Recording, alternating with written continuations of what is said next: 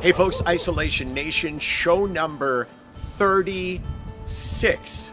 We're all really proud of this, and when I say all of us, it's a really small, tight-knit team that really has come together for only one reason, and that is to give you the experience of seeing others speak about their mental health, whether it be in the past or currently because of COVID-19. And through 35 shows, I think the highlights for me would be people that I just didn't know had been through hell, like Tessa Virtue and Jamie Soleil, the two of them talking about being bullied in school and how devastating that was. Nate Burleson, former NFL All-Star, talking about how he drank himself so much that he woke up in a position with his hands crossed like this, and he said, "Oh my God, that's the way they would put me in a coffin. I need to stop drinking." And then, speaking of stopping drinking, successful people in recovery. Todd Fedoruk, Sheldon Surrey, who spoke about his panic disorder and spoke about how Jordan Tutu, who was also on the show several times, has been a role model for him. And then there's Serena Ryder and Jim Cuddy and a million other guests that we've had. Doctors who gave us tips on how best to deal with this really difficult time. So yeah, you know what? We're real proud of what we're doing. And then, of course, there was probably, for me, the most emotional moment, which was when my dog tried to bite me down there. We got Dan Jansen, we got Todd Fedoruk, and we got, whoa! We got Todd Fedoruk, and we got, whoa! Ow, that hurt! That hurt! Oh my God, what was he thinking? Oh, I think I'll bite that nice man who feeds me and walks me right in the wiener? Go figure. So today, just one guest on today. We taped this morning, Jesse Palmer. You probably know Jesse Palmer from a million things that he's done. I met him when he was still in high school, before he went to the University of Florida, and he was so candid, so open today, talking about how he really struggled but didn't know it. Oh my gosh, so long since I saw this guy. But every Valentine's Day, I think about him because one of my best Valentine's Day ever was spent with you, Jesse Palmer. How are you, Jess? It's great to see you again, man. How are you? Good. You know, I'm so proud of you because I've known you for probably I'm trying to do the math here, probably more than half of your life, or just about half of your life. And, you know, I met you on Off the Record when you were in high school. And it was like, when you left, it was like, oh my God, he's got something that people will want to see outside of football. Obviously, we weren't judging your football ability. And here you are this time later, having done so many different things, man. I'm really proud. I appreciate it. Well, I was lucky enough to be around people like you and great role models and successful people. And you always treated me so great. So you had to deal with immature Jesse in high school and then less immature Jesse in college, a little less immature Jesse at the pros. And here we are still talking. Valentine's Days later, and we're still here. So this is great. Thanks for having me on. It's good to see. Okay, so one of the ways we pay tribute to our guests on this show, Isolation Nation, is to get sort of Canadian comedic legend Sean Cullen to do up a little song. So Phil, you roll the Jesse Palmer song. Let's listen. Hi, Michael. It's Sean. How are you? I understand you have that incredible Jesse Palmer on the show. Wow. Here we go. Jesse Palmer, he's on the show and he's sexy. Sexy. He hosts a holiday baking show and he's sexy. Plum pudding or apple tart. He'll talk about football and blow your mind apart. Where do I end? Where do I start? Perfect teeth, perfect hair. Walks through his life without a care. There is nothing Jesse Palmer doesn't know because he's sexy. Yeah, sexy. Jesse Palmer. How's that? That's amazing. Yeah. Were you telling me before that Sean actually does one of those every single day? Every single day. And then, so So, you know, I mean, obviously we're going to talk about mental health. And one of my favorite shows, this is show number 36, I think.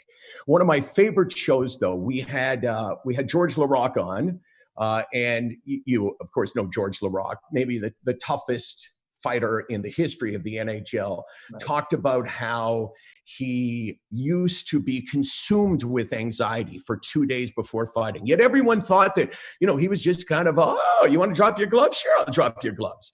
Yeah. So he did this song, Johnny Cash style, Ode to George LaRock, and it was so good.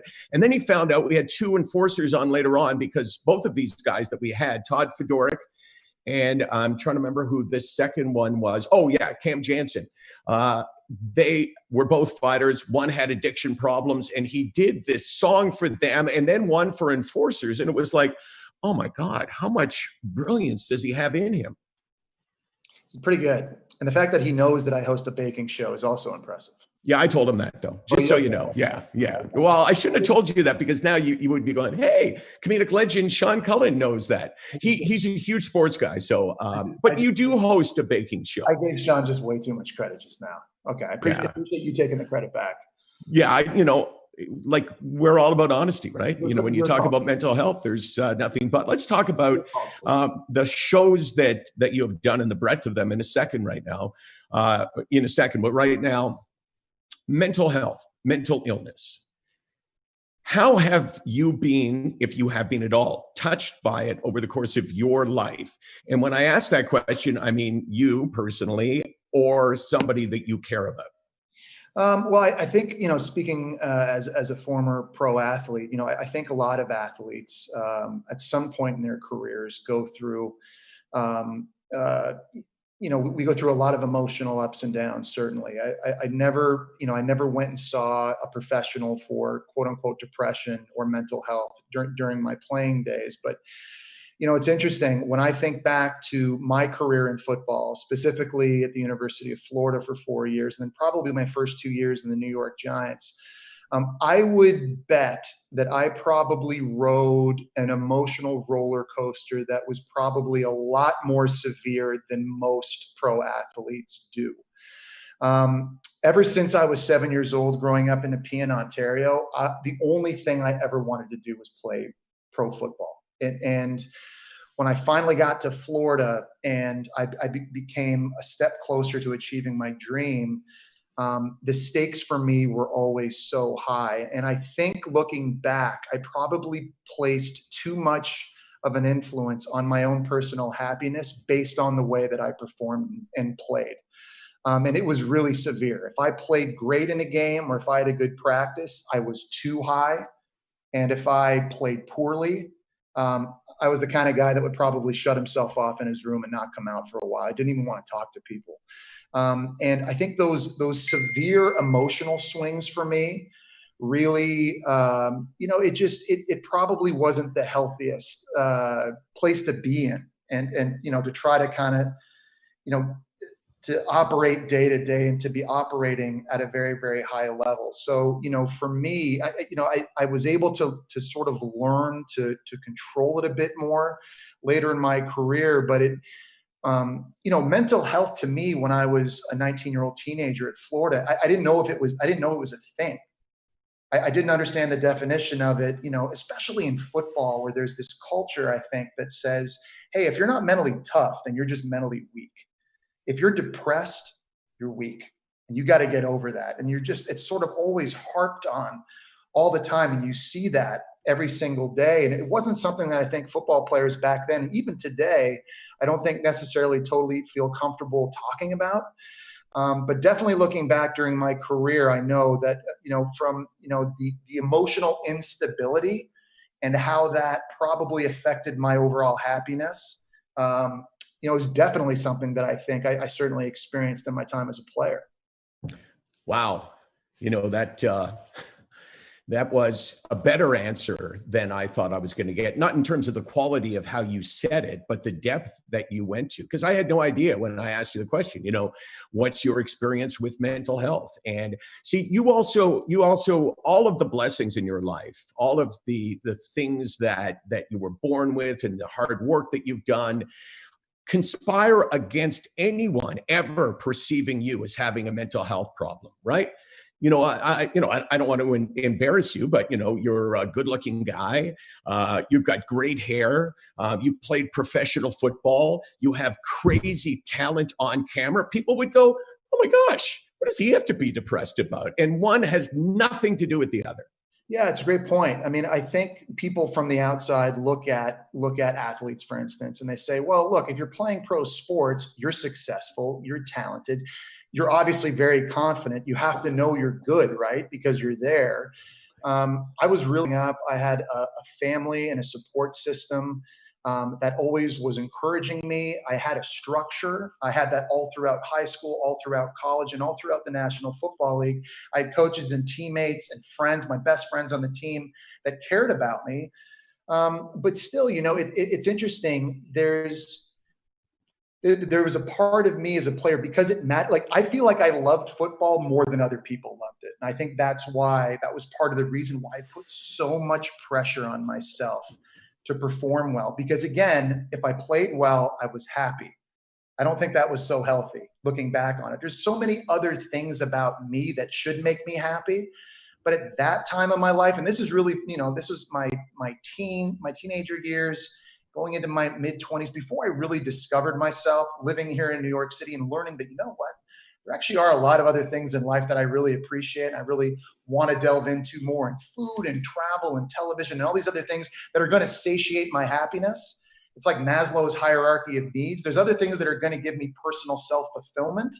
At that time, it was only football. That was it.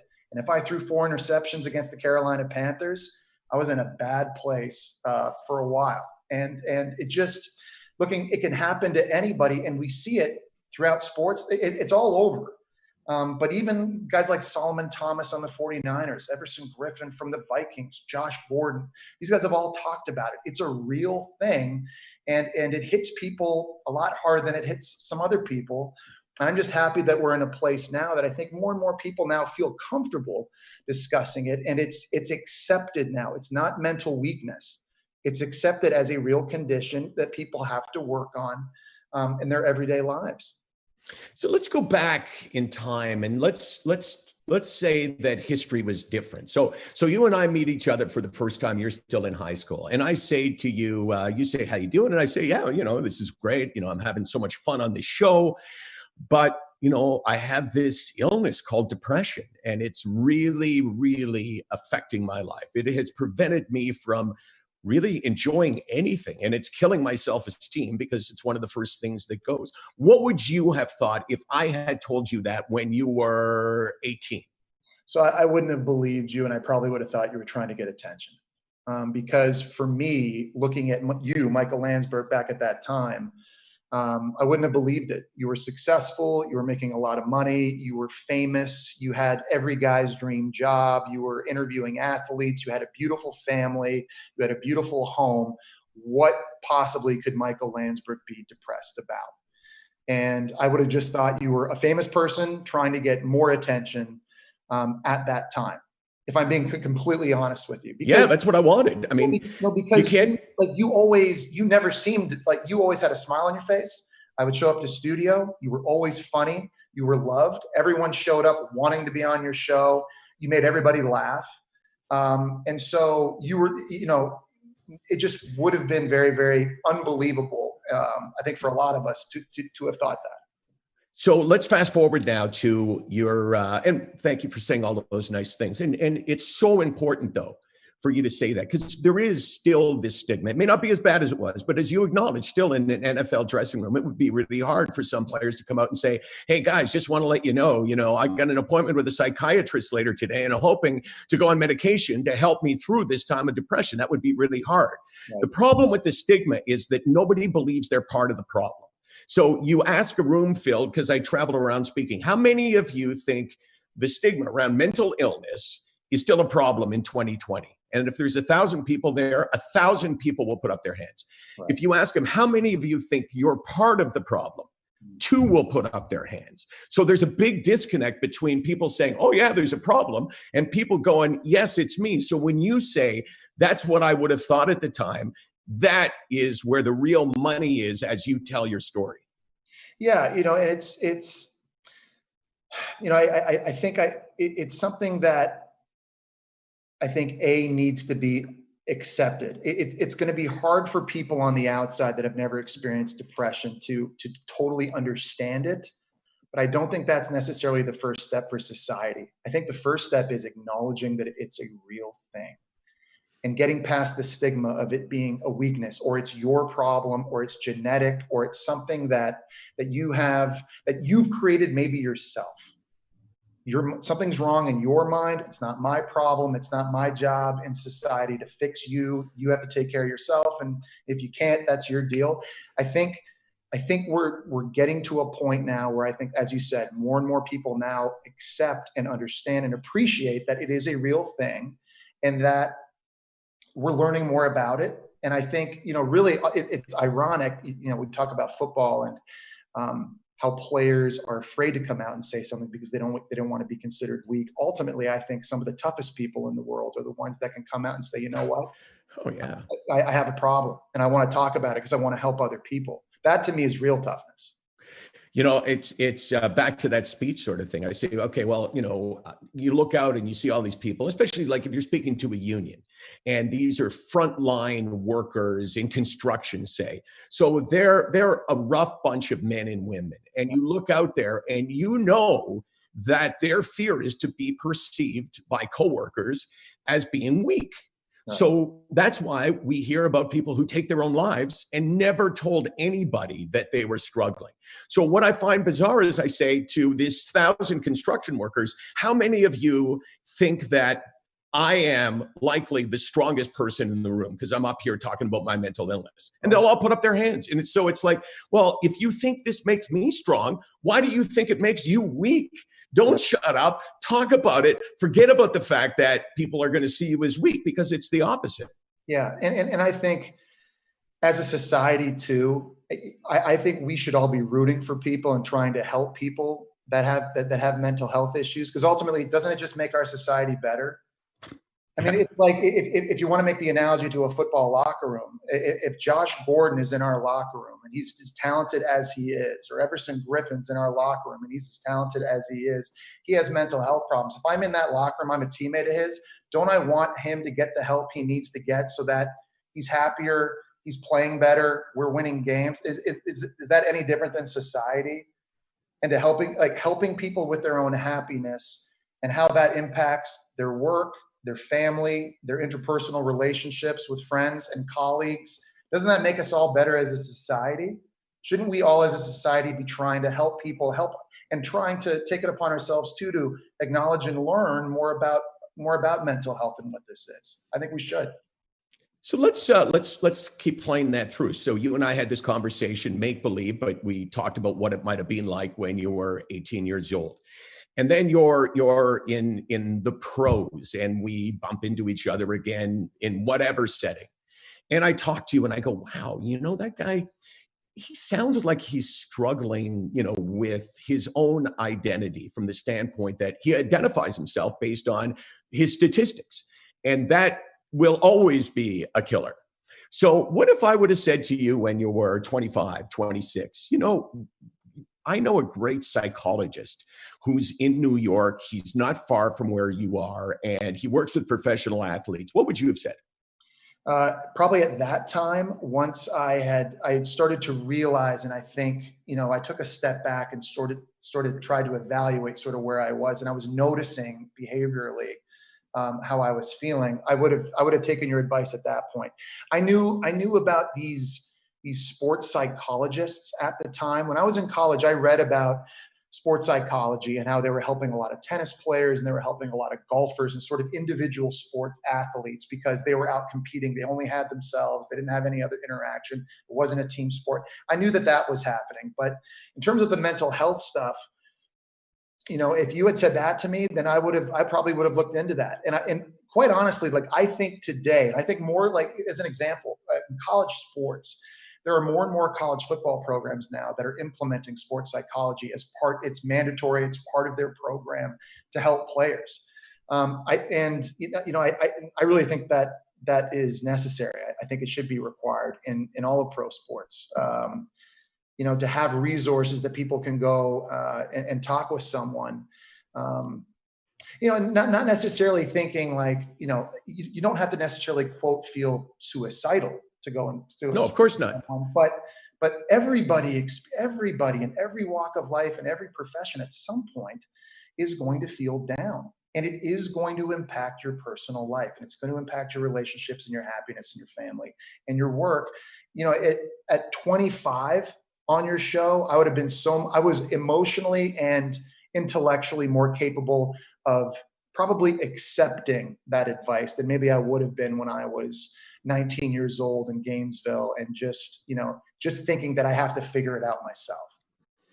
Have you, and no reason if you have to mention any names, but have you had friends or family that suffered from something that you would say would be pretty severe anxiety or depression?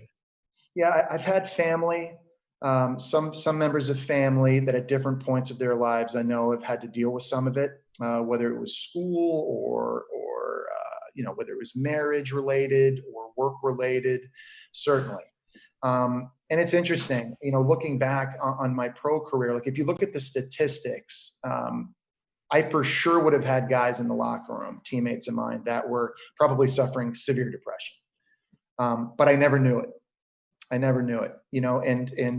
kind of going back to my story, it was really weird for me at times to play a game with some teammates, and then one of them had a really bad game, and then we would go out socially afterwards, and it was like I'm watching them, and it was just like nothing happened, and they were just and I'd be looking at them thinking to myself like, man, like this doesn't affect you at all, like you missed that kick, or you dropped this pass, or we lost the game.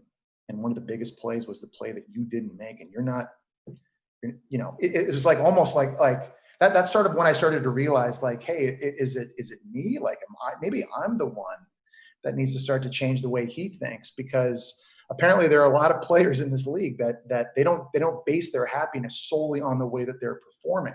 So, that was kind of a wake up call I had. You mentioned something that I think still applies today. You said, you played with all of these players over your career, and not one of them ever said, gosh, I don't know how to get out of bed in the morning and have the desire to go on with my day. Because that's what people like me say.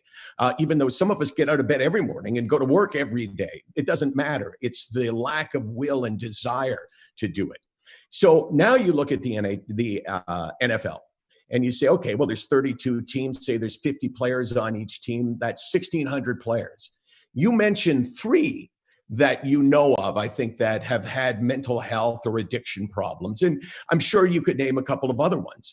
But out of 1,600, you know that right now, there's 150 people in the National Football League, based on the rest of the population, that would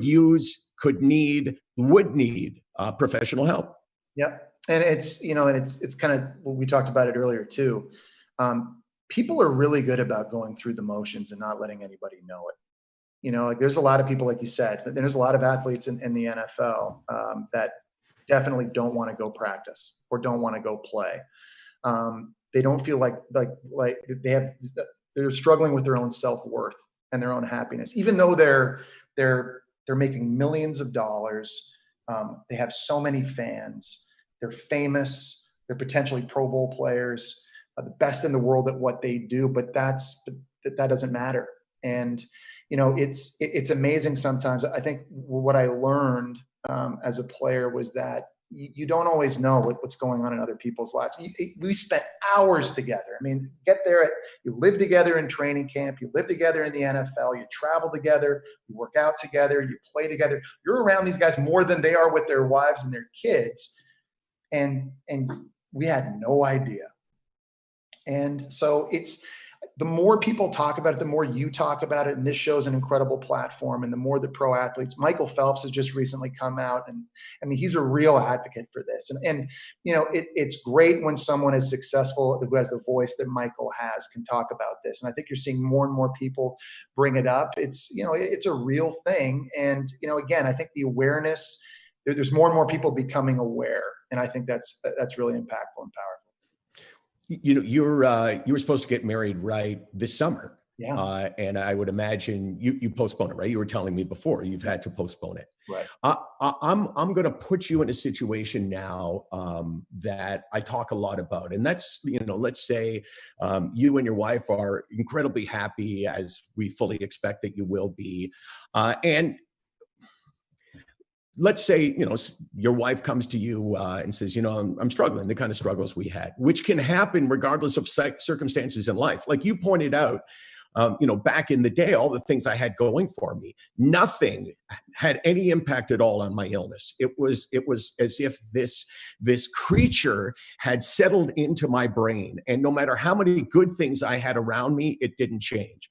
So I guess what I'm trying to tell you, which is what I tell other people, which is the best thing that you can say is to tap your wife on the shoulder. If she's struggling, tap her on the shoulder and say, honey, I don't understand. I never will understand unless I suffer from the same thing. And sometimes I act like I understand because we all think that we've experienced depression, for instance. We all think we've gone through it, but we haven't. And what crushes relationships and friendships is the belief that I know what you're going through. And my point is, nobody can know until you have felt it. Like when I have a bad day, this is me. And my bad days now are not bad because I've been on medication for 10 years. But when I have a bad day, Jesse, this is me. Holy shit. Oh my God, this is way worse than I remembered it. Way worse. And no one who hadn't been through it could possibly understand. Right. Yeah. I mean, you know, one thing I've learned, you know, in my relationship with Emily is just, you know, communication obviously being very key. And I think you're absolutely right. You know, you just have to try to be open-minded, and you have to, you know, and accept and explain that there's a lot of things in relationships that you'll never be able to understand. You don't have all the answers, but I think you have to be willing to help. And I think you have to be willing to help loved ones, to help family members, help your friends, you know, get the resources they need. And if they're close enough to you and they matter enough to you, even though if it's not happening to me, you know, I should want to learn more about that. I should want to learn more about that and help them to try and gain a better understanding for what they are going through. And I think that's part of, I think, where society needs to start getting now is as we learn, you know, we know it's a thing. We got to learn a little bit more about it to try and understand why people get this way, but also how you can help encourage them and just understand and appreciate the situation, and stop being so judgmental and adding such a negative tone or, you know, and sort of a negative slant to it, and be more positive to help people. Wow. You are a wise man. When you're old, people will go, that's a wise old man. These gray hairs right here. I mean, those don't just grow like that. I mean, that's no, you got to earn them, right? From reading books. Well, you did. Was it Maslow's? You said Maslow's hierarchy of needs. It's like the one thing I remember from like grade 11 Confederation High School. And you know, just so you know, every hockey player I talk to, they quote Maslow as well. You know, it's just I hear it. It's so routine. So since I saw, sorry, go ahead. I was just trying to impress people, that's all. But now I was impressed. Are you kidding? I was thinking of, okay, how do I one-up them? And then I realized I don't think I have anything to do that. And why would I want to do that? Let's just leave you as being the smarter one in this conversation. So as we wrap this up, I got to go through some of the things you've done, and I'm sure I'll forget something, but since 2005, right, you started working football. You did a couple of games with Fox, am I right? Yeah, so 2005 season, I was in San Francisco. At the end of 2006, I called a couple games with NFL on Fox. I was playing for the Montreal Alouettes in 06. And then I called a few. We played the Grey Cup. It was like the season was over in November, so I was able to go down. Fox asked me to come down and call the games in December for Fox. So I figured out that you've done football, either college or professional or studio, for ESPN, for Fox, for the NFL Network, for ABC, and of course for TSN. Did I miss anything there? Every letter. I think if there's a letter in the alphabet in a network, I've probably done football in some way, shape, or form. Yes. Right. But what, you know, I think there's a lot of guys in your profession that have done that, right? Ex-football players, they work on broadcasts and they get opportunities in different places. But what I think makes you not unique, but different for sure, is the breadth of things that you have done. So you started doing things for the Food Network in Canada, right? Right. Yeah, in Toronto. It was a show called Recipe to Riches. And what got you, what took you to food, and did you have an expertise in it? So, it's like I was saying earlier, when I finally got to New York, and it was sort of in my mid-20s, I had this sort of aha moment, this epiphany that, hey, there's a lot of things outside of football that I actually really enjoy as well. And as I started traveling a lot more, and I was getting into food, there was a lot of things that New York City opened up for me in terms of restaurants and museums and culture. I always say one of the best things that ever happened to me in my life was getting drafted by the New York Giants, because I almost got drafted by the Kansas City Chiefs twice before the Giants. And Kansas City is an amazing city, but it's always fun to, you wonder sometimes, you look back and say, what would have happened if, the NFL draft obviously is something as a player that's completely out of your control. So getting chosen to come and play here in this city, I think really opened up a lot of opportunity for me, and a lot of realizations and a lot of different passions I had. And one of those was food. So as I started at ESPN and I was calling college football, Food Network Canada had contacted me about hosting this food show. And at the time I kind of thought to myself, like, man, I don't cook really ever. I'm amazing at ordering food. I love food. I love to talk about food. And I love people, and I love to interview people. And this hosting thing could be cool. So, I took a chance on it and tried it. And I got to say, like, probably one of the funnest shows I've ever worked on in my entire TV career was Recipe to Riches, filmed in Toronto, where I got to live, like, I was living in Yorkville for like 2.5 months filming the show. And it was just such a great experience. And then that ultimately ended up opening up more doors for me. I was very lucky. Okay, so since then you've done, and you still do the Spring Baking Championship and the Holiday Baking Championship on the Food Network? Yeah, so it's been a couple of years since doing Spring Baking Championship, because it films during the football season, so it's really tough. The Holiday Baking Championship I've done the last couple seasons, because that films in the summer. Last football season, we filmed this new baking show with Martha Stewart. It's called Bake Away Camp. It's airing right now on Food Network on Monday nights at 9. So those are kind of, and then I did another food show. It was called Food Truck Face Off, which was actually also a Canadian production, but I remember it. Yeah, it filmed in the States and it aired in the States. So it's been fun. Like, I've been on Beat Bobby Flay and these different food shows. So it's been pretty cool, like, kind of getting into that space. Really cool. Okay. There is a text message here on Facebook from an Andy Reid in Kansas City. He said, the Kansas City Chiefs have regretted not drafting Jesse Palmer. Until we got Patrick Mahomes, we have been searching. I just made that up, by the way. Could you imagine that would be the comparison. Not since Jesse Palmer have the Chiefs had an offense this explosive. Yeah. Because of Patrick Mahomes. Yeah. It writes itself. Yeah. I mean, like, I would have put Oklahoma, like, I would have put barbecue places out of business. I mean, I would have eaten so many like burnt ends from like, which is some of the best barbecue in the world.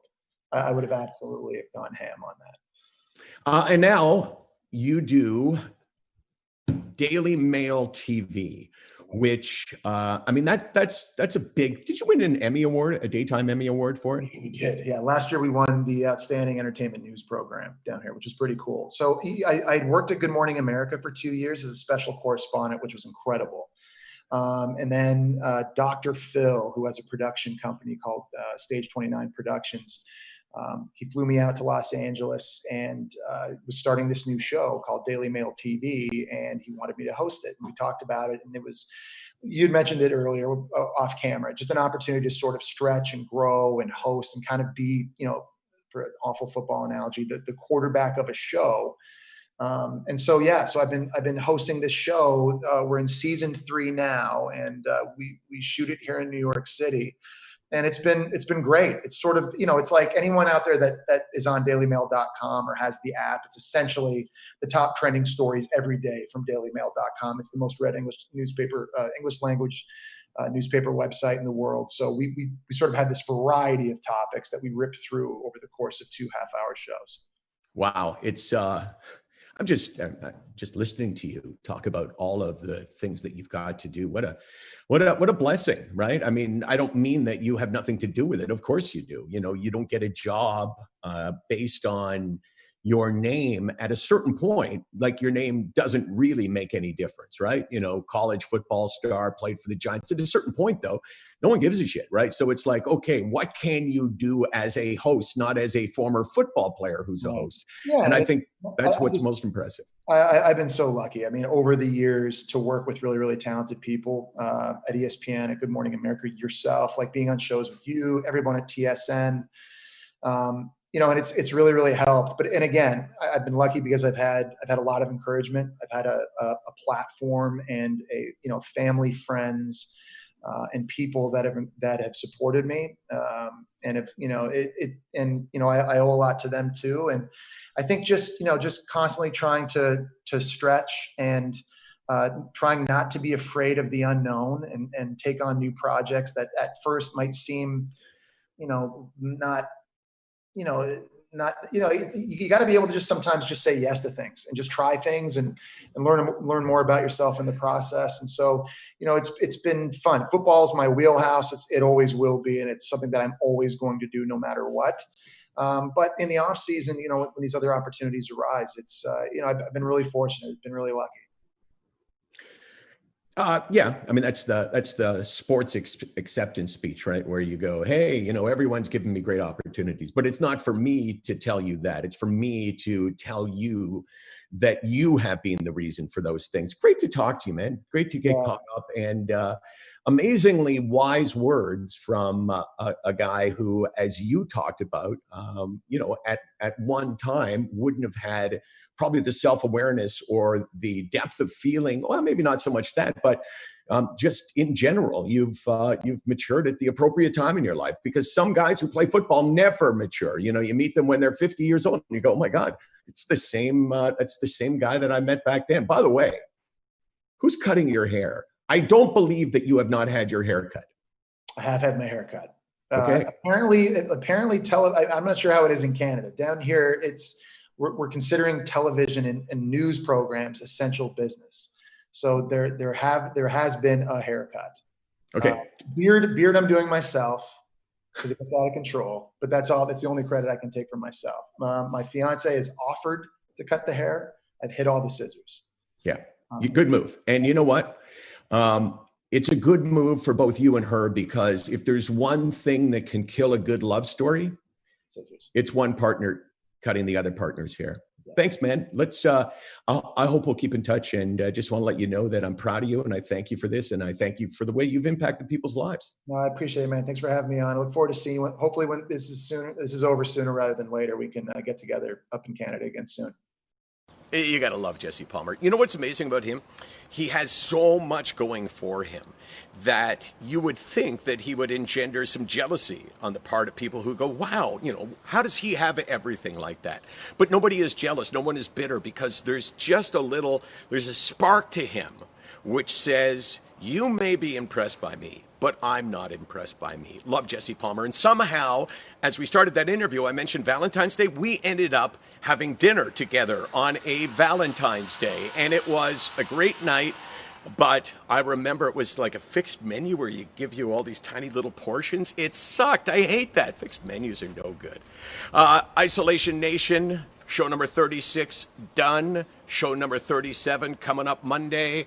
And just remember that Sick Not Weak is here because we want you to understand that someone who's struggling with someone who's struggling makes the struggle a little bit easier.